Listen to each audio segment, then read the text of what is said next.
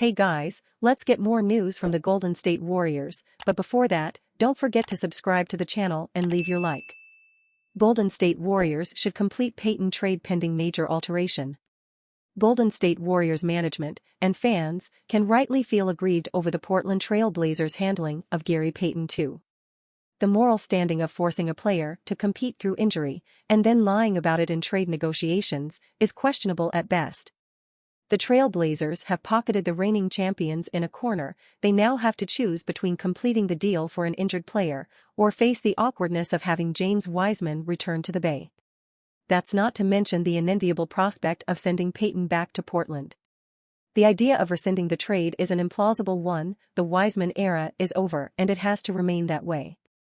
They could theoretically just reverse Portland's part in the deal, meaning they receive Kevin Knox and the picks that originally came from Atlanta. However, that'd be unfair on Knox, incredibly unfair on Payton, and obviously removes the chance of him returning in the postseason. The only issue is that Portland will know the Warriors want to maintain the deal and can therefore use that in renegotiation.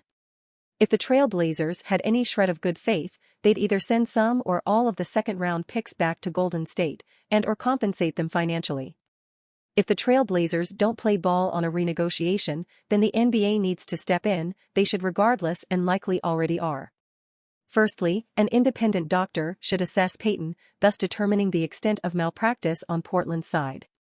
Secondly, there needs to be a determined and set punishment for lying or giving false information during trade discussions. Are we supposed to sit here and believe that Bob Myers didn't ask about Payton's health during the initial negotiations? This isn't necessarily for the Warriors' aid right now, but to protect players and teams in future situations.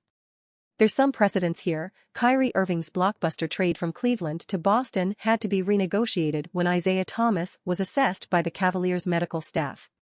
However, this instance is a little more complicated. There's 4 teams involved, and that Boston-Cleveland deal didn't have to be altered after the deadline.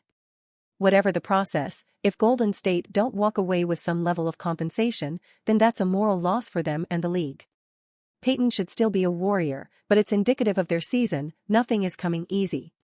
And you fan, what do you think about Gary Payton's trade to the Warriors? Leave your opinion in the comments.